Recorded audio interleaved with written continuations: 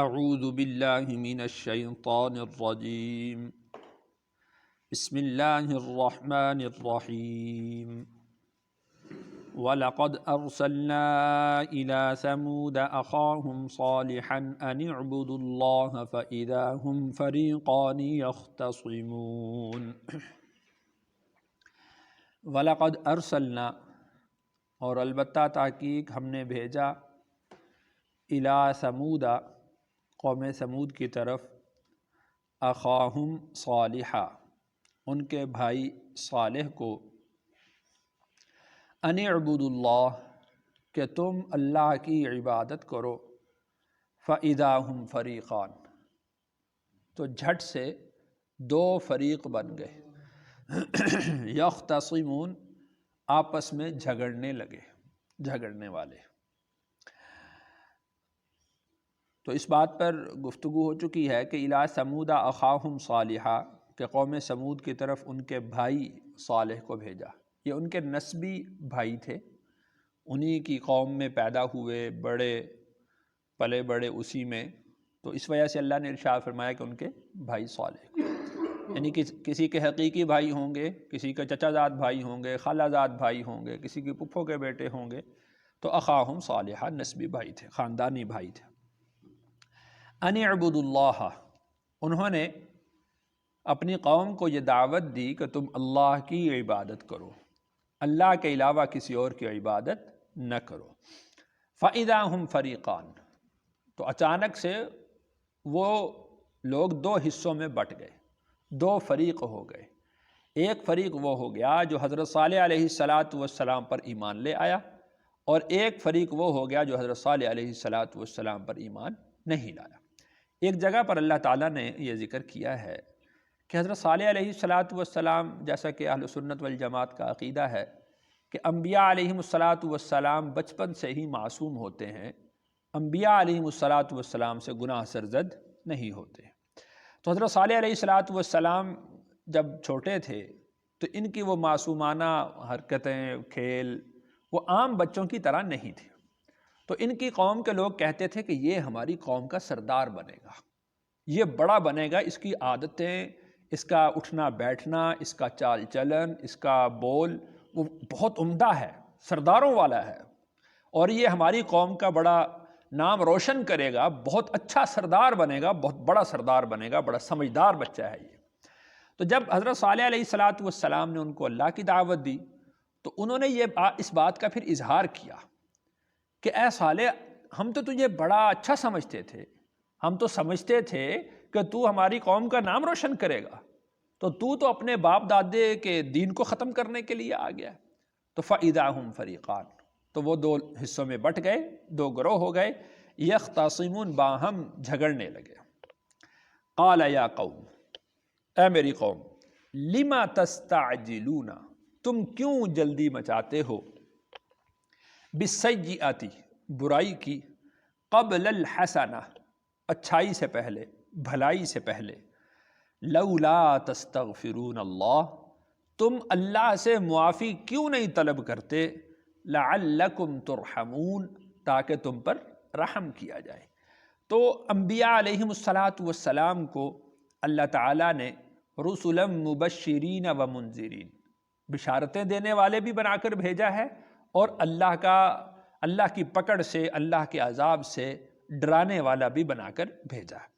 تو حضرت صالح علیہ السلام نے ابتداءً اپنی قوم کو سمجھایا، بھلائی کی دعوت دی، خیر کی طرف بلایا، توحید کی طرف بلایا، لیکن وہ قوم جب اس سے باز نہ آئی، ایمان کی طرف نہ آئی، تو پھر حضرت صالح علیہ السلام نے اپنی قوم کو اللہ کے عذاب سے ڈرایا۔ تو انہوں نے کہا کہ جس عذاب کی بات تو کرتا ہے وہ آ کیوں نہیں جاتا، وہ لے آؤ عذاب۔ انبیاء علیہ السلام وہ اللہ کے عذاب کو، اللہ کی پکڑ کو گویا کہ اپنی آنکھوں سے دیکھ رہے ہوتے کہ کتنی سخت گرفت ہے اللہ کی۔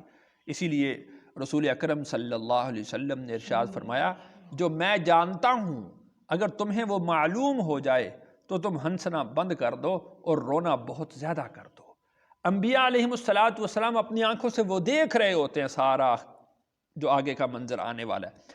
تو حضرت صالح علیہ السلام نے فرمایا لما تستعجلون بالسیئۃ، اے میری قوم تم اس برائی کے لیے تم کیوں جلدی مچاتے ہو کہ ہمارے اوپر عذاب آ جائے؟ تمہیں اللہ کا خوف نہیں ہے؟ قبل الحسنات، تم بھلائی مانگو اللہ سے کہ تمہیں اللہ تم ایمان لے آؤ تاکہ اللہ تمہارے اوپر رحم کریں، تم اللہ سے بھلائی مانگو۔ لولا تستغفرون اللہ، تم اللہ سے معافی طلب کیوں نہیں کرتے؟ یعنی آدمی کتنا ہی بڑا گناہ گار ہو، اللہ تعالیٰ سے اگر جب بندہ معافی مانگتا ہے، توبہ کرتا ہے، تو اللہ تعالیٰ اس کے گناہوں کو معاف کر دیتے۔ تو لولا تستغفرون اللہ، اے میری قوم تم اللہ سے کیوں نہیں معافی مانگتے؟ یعنی اللہ کی ذات تو بڑی رحیم ہے، بڑی کریم ہے، کوئی کتنا ہی بڑا مجرم آ جائے جب اس سے معافی مانگے تو وہ تو معاف کرنے والی ذات ہے، تو تم اللہ سے معافی کیوں نہیں مانگتے؟ لعلکم ترحمون، تاکہ تمہارے اوپر رحم کیا جائے۔ یعنی جو تمہاری سابقہ زندگی ہے اللہ تعالیٰ اس کو مٹا دیں گے، اس کو ختم کر دیں گے، تمہارے اوپر رحم والا معاملہ فرمائیں گے، تم اللہ کے عذاب کو مانگتے ہو۔ قالوا اطیرنا بک وبمن معک، قالوا انہوں نے کہا اطیرنا بک، بدشگونی ہے تیرے ساتھ، وبمن معک، اور ان لوگوں کے ساتھ جو تیرے ساتھ ہیں۔ یعنی جب سے تو نے قدم رکھا ہے، جب سے تو نے یہ ہمارے باپ دادا کے دین کی مخالفت شروع کی ہے، اس وقت سے ہمارے اوپر نحوست پڑ رہی ہے۔ ہم تیرے قدم کو اور تیرے متبعین کے قدم کو اپنے لیے باعث نحوست سمجھتے ہیں۔ حضرت صالح علیہ السلام نے فرمایا قال طائرکم عند اللہ، تمہاری نحوست تو اللہ کی طرف سے ہے، اس لیے کہ انسان کے اعمال کے نتائج اس پر پڑتے ہیں۔ طائرکم عند اللہ، جیسے اعمال اللہ کی طرف جائیں گے ویسے اللہ کی طرف سے فیصلے آئیں گے، تو تمہاری نحوست تو اللہ کی طرف سے تم پر پڑ رہی ہے، جیسے تم اعمال اللہ کی طرف بھیج رہے ہو تو اللہ کی طرف سے ویسے ہی فیصلے تمہارے اوپر آ رہے ہیں۔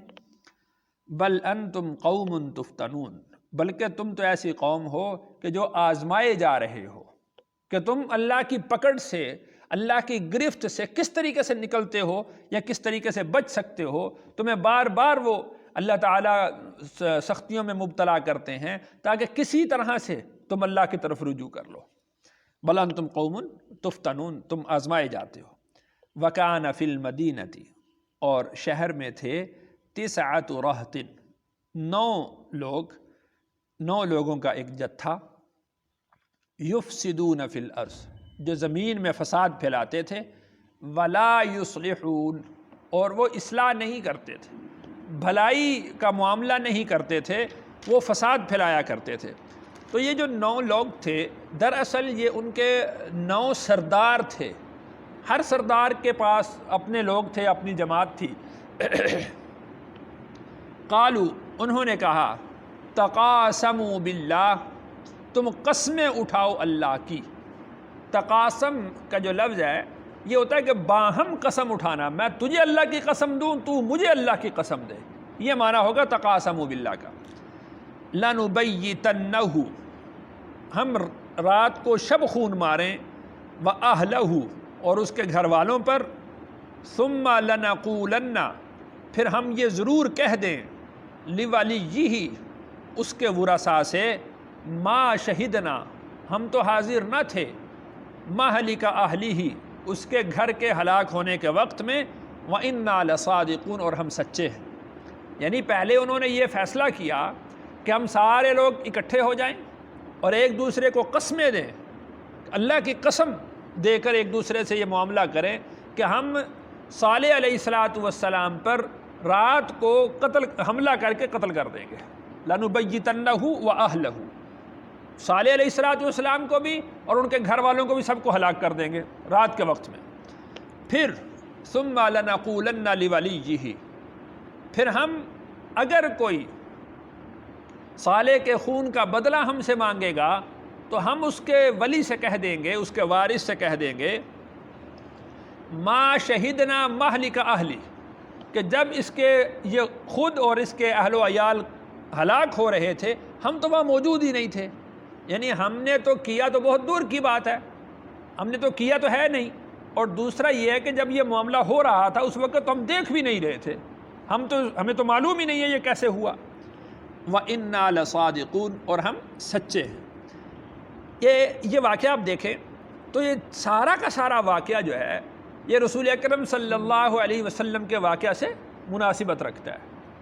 اسی طریقہ سے مکہ کے 9 بڑے بدماش تھے جو رسول اکرم صلی اللہ علیہ وسلم کی مخالفت کیا کرتے تھے، اور انہوں نے بھی اسی طرح قسمیں اٹھائی تھیں کہ ہر قبیلے سے ایک بندے کو لیا جائے اور 100 لوگ جمع ہو جائیں اور پھر رسول اکرم صلی اللہ علیہ وسلم پر رات کے وقت میں حملہ کر دیں اور آپ کو شہید کر دیں، نعوذ باللہ۔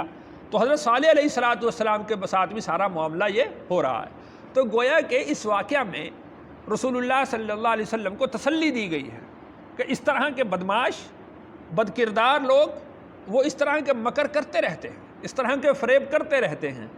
آگے اللہ ارشاد فرماتے ہیں کہ وَمَكَرُوا مَكْرًا، انہوں نے ایک فریب تیار کیا، ایک انہوں نے سازش تیار کی، وَمَكَرْنَا مَكْرًا، اور ایک ترتیب ہم نے تیار کی۔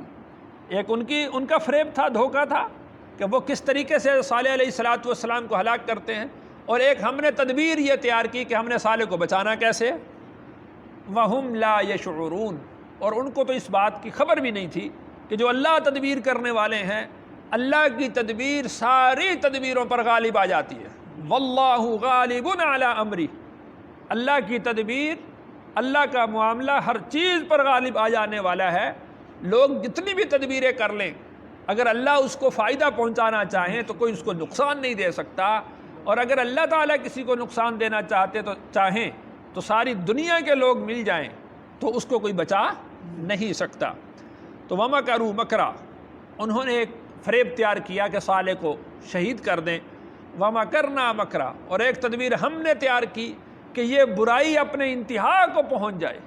اب اس سے بڑی انتہا کیا ہو سکتی ہے کہ وہ وقت کے نبی کو قتل کرنے کے لیے جمع ہو گئے ہیں، وقت کے نبی کو شہید کرنے کے لیے جمع ہو گئے ہیں۔ اس سے بڑی اور برائی کیا ہو سکتی ہے؟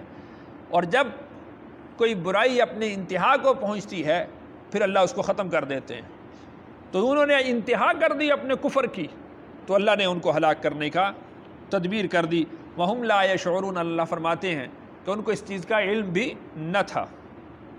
فانظر، پس آپ دیکھیے، کیف کان عاقبۃ مکرہم، کیف کیسا رہا، کان عاقبۃ مکرہم ان کے فریب کا انجام۔ اب دیکھ لیں آپ کہ ان کے فریب کا انجام کیسا رہا۔ انہوں نے یہاں پر واقعہ وہ ذکر نہیں ہے، پیچھے ذکر کیا گیا ہے کہ صالح علیہ السلام سے اونٹنی کا مطالبہ کیا تھا، تو اونٹنی نکلی تھی۔ پھر صالح علیہ السلام نے ان کو سمجھایا تھا کہ اس کو بھی برائی کے ساتھ ہاتھ مت لگانا ورنہ تمہارے اوپر عذاب آ جائے گا۔ تو انہوں نے اس کی کونچیں کاٹ دی۔ تو جب ان کونچیں کاٹ دی تو اللہ نے صالح علیہ السلام کو بتا دیا کہ ان کو کہیے کہ بس 3 دن ہے تمہارے پاس۔ تو یہ جو معاملہ کر رہے ہیں کہ انہوں نے کہا کہ ہم تو ہلاک ہو ہی جائیں گے، ہمارے پاس تو 3 دن ہے، تو لہٰذا اپنی آنکھوں سے صالح کا قتل دیکھ لے۔ بھئی ہم تو ہلاک ہونے ہی والے ہیں، ختم ہو جائیں گے ہم، ہمارے اوپر تو عذاب آ جائے گا، ہم تو مر جائیں گے، ہم اپنی آنکھوں سے نعوذ باللہ وہ صالح کا خون کر دیں، صالح کا خون دیکھ لیں، اس کو قتل کر دیں۔ تو اللہ ارشاد فرماتے ہیں کہ فانظر کیف کان عاقبۃ مکرہم، آپ دیکھ لیجئے کہ ان کے مکر کا انجام کیسا رہا۔ جس طرح رسول اللہ صلی اللہ علیہ وسلم کو اللہ تعالیٰ نے ان 100 لوگوں کے درمیان سے نکال دیا تھا، اسی طریقہ سے حضرت صالح علیہ السلام کو اللہ تعالیٰ نے ان 9 بدماشوں سے اس طور پر بچایا کہ اللہ نے فرشتوں کا پہرا کھڑا کر دیا۔ کوئی شخص بھی حضرت صالح علیہ السلام کے گھر کی طرف بڑھ ہی نہیں سکتا تھا، کسی میں جرت ہی نہ ہوئی، ہمت ہی نہ ہوئی کہ وہ آگے بڑھ جائے، اللہ نے فرشتوں کا پہرا کھڑا کر دیا۔ انا دمرناہم، ہم نے ان کو تباہ کر دیا، وقومہم، اور ان کی قوم کو، اجمعین، تمام کے تمام۔ دمرنا تدمیر سے ہے، تدمیر کا مطلب ہوتا ہے کچل ڈالنا، پیس ڈالنا، نام و نشان ختم کر دینا، جڑ سے اکھاڑ دینا، یہ معنی ہے انا دمرناہم، کہ ہم نے ان کا نام و نشان ختم کر دیا، ہم نے ان کو پیس ڈالا، ان کا تیا پنچا کر دیا، ان کا نام و نشان ختم کر دیا۔ فَتِلْكَ بُيُوتُهُمْ خَاوِيَةً بِمَا ظَلَمُوا، یہ پڑے ہیں ان کے گھر، خَاوِيَةً بِمَا ظَلَمُوا، یعنی کھنڈرات ہوئے پڑے، بما ظلموا، بسبب اس کے جو انہوں نے سرکشی کی تھی۔ ان فی ذلک لآیۃ لقوم یعلمون، مدینہ کے لوگ، مکہ کے لوگ، یعنی حجاز کے لوگ یہ شام کی طرف تجارت کیا کرتے تھے، حضرت صالح علیہ السلام کی بستی درمیان میں آیا کرتی تھی، تو اللہ نے اس کی طرف اشارہ کیا ہے، فَتِلْكَ بُيُوتُهُمْ خَاوِيَةً بِمَا ظَلَمُوا، یہ پڑے ہیں ان کے گھر، نظر آ رہے ہیں تمہیں، تم دیکھتے ہو ان گھروں کو کہ ہم نے ان کو کس طریقے سے ہلاک کر دیا، اور یہ ہلاکت یہ ہمارا کوئی ظلم نہیں تھا بلکہ بما ظلموا، یہ اس کا نتیجہ تھا جو انہوں نے سرکشی کی تھی، جو انہوں نے اللہ کی نافرمانی کی تھی۔ ان فی ذلک لآیہ، اس میں البتہ نشانی ہے، لقوم یعلمون، ان لوگوں کے لیے جو علم رکھتے ہیں، جو سابقہ اقوام کا علم رکھتے ہیں، ان کے لیے اس میں نشانی ہے کہ اللہ کے مطیع اور فرما بردار لوگوں کا انجام کیسا ہوا اور نافرمان لوگوں کا انجام کیسا ہوا۔ وَأَنْجَيْنَا الَّذِينَ آمَنُوا، اور ہم نے نجات دی ان لوگوں کو جو ایمان لائے تھے، وَكَانُوا يَتَّقُونَ، اور وہ لوگ جو پرہیزگاری اختیار کرتے تھے، ہم نے ان کو نجات دے دی۔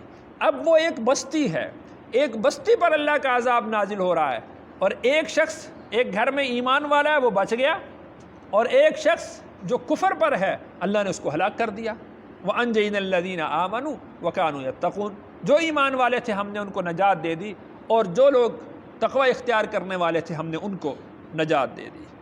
اللہ تعالیٰ سے دعا ہے اللہ تعالیٰ مجھے اور آپ کو کامل ایمان نصیب فرمائے اور تقوی نصیب فرمائے۔